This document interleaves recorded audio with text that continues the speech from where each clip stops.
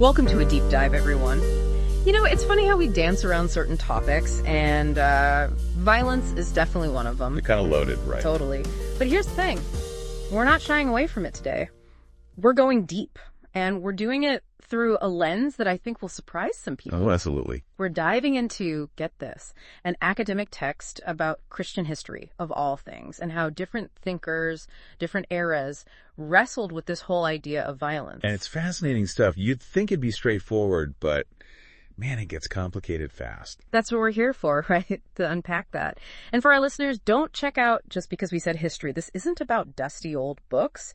This is about ideas that are still so relevant today. Is violence okay? Whose suffering matters? What does it even mean to make the world better? You'll see these echoes everywhere once you start listening for them. It's true. Like, take the early Christians, right? They're under Roman rule. That's an empire built on some pretty brutal stuff. Crucifixion, gladiators, the whole bit. Exactly. But here's the dilemma. These same Christians, they're also taught to respect authority, Romans included. So how do you reconcile that? How do you square this peaceful faith with the reality of a state that is anything but peaceful? It's like this cognitive dissonance, right? Do as I say, not as I do, but on a grand scale. Right. So it's not that they just rolled over. They developed this idea of just war, trying to define when it's morally okay for a state to use force, not just accepting any violence, but putting limits on it. So almost like drawing a line in the sand. Exactly. And you have these theologians like Suarez arguing that, yeah, if a random person kills someone, that's always wrong. But a judge, acting on behalf of the state within the law, that could be seen as just. Capital punishment, for example. Wow. So it's not about the act itself, but who's doing it. That's a lot of trust in the idea of a just government. Right. You got it. And that assumption that some states can be inherently just in their use of violence, that didn't just disappear. It echoes through history, and it pops up even today. Think about how we view war, policing, even social movements. It makes you wonder what just really means when it comes to these things. Heavy stuff. But, you know, it wasn't always about just accepting violence, right? Our source text, it points out that throughout history, Christians sometimes actively argued for it, using faith to back it up. Yeah, and that can be a tough pill to swallow. We like to think of violence as something others do, but our own history has got plenty of that. So who are we talking about? Give us some names. Well, you got Thomas Aquinas, for example, one of the giants of Christian thought. He argued that in extreme situations, normal rules don't always apply. Like, a starving man stealing bread, basic need, trumps the law in that case. Okay, so even Aquinas saw that sometimes. Right and wrong get murky. Exactly. And history is full of examples where that kind of thinking was used to justify violence. Take Joachim of Fleurus, 12th, 13th century. Starts with wanting to help the poor, noble goal. Sounds good so far. Right. But then, under his follower, Fray Dolcino, this turns into a violent crusade for equality. Good intentions, but the outcome, not so much. Road to hell paved with those, right. But how do you stop good intentions from becoming an excuse for brutality? Where's the line? The million-dollar question. And it pops up again during the Reformation. Thomas Müntzer, this fiery preacher, mixes religious reform with peasant unrest and boom, full-blown revolt. They wanted a Christian state, and they weren't afraid to fight for it. Religion and politics, especially with violence, rarely a good mix. And that idea of a Christian state, it's still around today, motivating certain groups. Definitely. And they often point back to those old ideas about divine authority. Like in the 16th century, you got this debate about tyrannicide. Right. Is it ever right to overthrow a bad ruler? Some thinkers said yes, pointing to biblical covenants. God didn't just make a deal with kings, but with the people too. So if the king breaks it, the people have a right, even a duty, to resist. Wow. That's powerful. It's like saying, my ultimate allegiance is higher than any earthly ruler. Exactly. And this shows that those ideas about faith, violence, and when it's justified, they're not just some abstract theology. They have real-world impact, shaping movements, revolutions, leading to, well, a lot of bloodshed. Makes you think, right?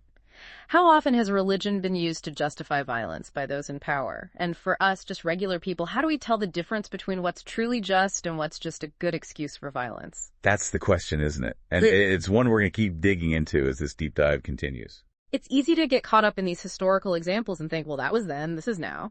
But it's like, as we're talking, I can't help but think, how often do we still ask that question? When is violence justified?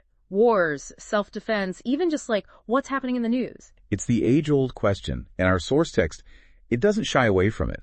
It actually argues that while the world might see violence as this necessary evil, a last resort, for Christians, there's got to be a different path, even when it seems impossible. So not about if violence is ever okay, but refusing to accept it as the only way. But how do you live that, when you see suffering, injustice? It's human nature to want to fight back. It is. And that's exactly what makes this perspective so radical. It's a whole different way of thinking. Stepping outside that fight or flight response. It's about a different kind of power. Different kind of power. Okay, now you've got my attention. What does that even mean? How do you fight injustice without, becoming like the very thing you're fighting against? By understanding how violence actually works. Our source, it lays out these 5 laws of violence, and honestly, they're kind of sobering. Okay, hit me with it. What are these laws? First one. Violence begets violence. Creates this vicious cycle. One act leading to another, the whole eye for an eye thing, but it just ends up with everyone hurting. An eye for an eye leaves the whole world blind, right? But how do you break free from that? When you're the one who's been wronged, it's easy to say, turn the other cheek, but in the moment. It's the hardest thing. And that's where faith comes in. That radical love Christians are called to, it means digging deep for another way. Okay, so that's law 1. What's next? Second law. Violence has no limits, only escalation. Like a fire, once it's going, it's tough to control. You might start with good intentions, thinking you can contain it, but history shows it rarely stays that way. Oh, tell me about it. Revolutions, uprisings, even just arguments that get out of hand. Starts with good intentions, ends in a mess. Exactly. And that leads to the third law. There's no good violence versus bad violence. It's all on a spectrum. Might sound radical, but even those little aggressions, a rude comment, ignoring someone, they all feed into this culture where violence is the answer. So it's not just the big stuff, but those everyday ways we can be hurtful, even without realizing it. Exactly, because it chips away at our empathy. And that takes us to law number 4, the revenge cycle. This idea that violence will bring justice, but it just creates new wounds, new injustices, and on it goes. Every time in history, it seems like one group retaliates, then another, and nothing gets solved. Right. And finally, the 5th law is justification. The stories we tell ourselves to make violence okay, necessary, even noble. But look closer. And those justifications often hide the true cost. So being aware of those narratives, the ways we can blind ourselves to the consequences. Exactly. And that's why we need to be so critical, question everything, and try to see things from all sides. This is really making me rethink some things, honestly. But if we're rejecting violence as the solution, what's left? How do you fight for good without becoming like, the bad guys? That is the question, and it leads us to the heart of it all. A different kind of power. A different kind of love. Okay, I'm listening. What is this different kind of power? This different kind of power idea, it's really stuck with me. Like, we've talked about the history, the laws of violence, all that heavy stuff, but where do we even go from here? What's the alternative? Our source text, it calls it spiritual violence. Okay, now that sounds like a contradiction. How can violence be spiritual? Right. It's about tapping into a different force altogether. Not physical, not about control, but about the strength of, your convictions. Standing up for what's right, even when it's hard. A love so radical it challenges the whole system. So not meeting force with force, but with what? Compassion, forgiveness. That's tough, especially when you've been hurt. It's the toughest thing there is. It takes incredible courage, faith. But think about it, this spiritual violence, it's all over Christian history. The early martyrs facing everything and still holding on to their faith. Martin Luther King Jr. challenging a whole system with nonviolence. Love was his weapon. That's change happening, even when it seems impossible. Powerful examples. It's like we forget how strong compassion, forgiveness can be. We think it's weak, but honestly, it takes so much more strength. But for our listeners, what does this look like day to day? It's those little acts of resistance, choosing kindness over getting even, speaking up against injustice, even when it's risky, maybe just reaching out to someone who's hurting, being that one person who cares. Those everyday choices, right? Like each moment is a chance to either keep the violence going or do something different. Exactly. And look, it's not about being perfect. We all mess up.